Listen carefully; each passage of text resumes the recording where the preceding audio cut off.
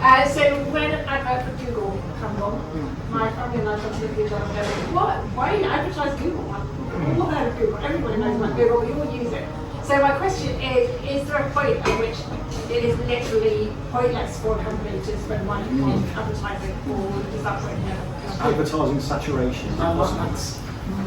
A few years ago, shaking her head. Sorry, no. Don't worry. it depends.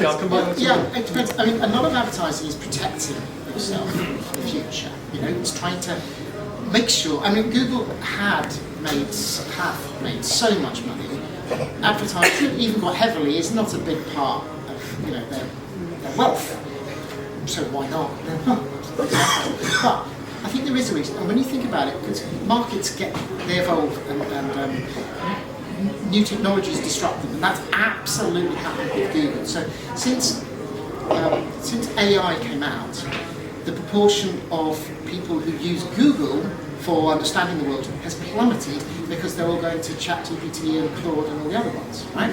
So that is a really big problem for Google because fewer people are using their search engine, which is still where they make the majority of their money because of the sponsored searches, etc.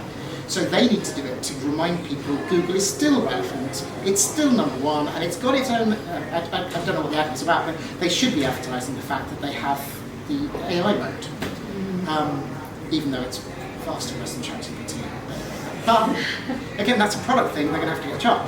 And if they haven't got a product advantage, competitive product, they need to advertise even more to give people the impression that they do. I know that's in I think your name was Laura. It is Laura, yeah. You were shaking your head. Well, I was just going to say that we, kind of, there's an element of confirmation bias that kind of goes along with these things. So for example, a big brand that we've all grown up kind of maybe knowing us being of a certain age, like for example the BBC, we would assume it's kind of universal awareness and relevancy and etc.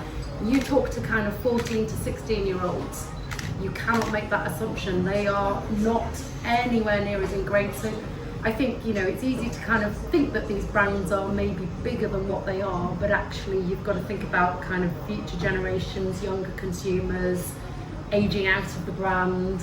I don't know. Do you agree? all of that, yes.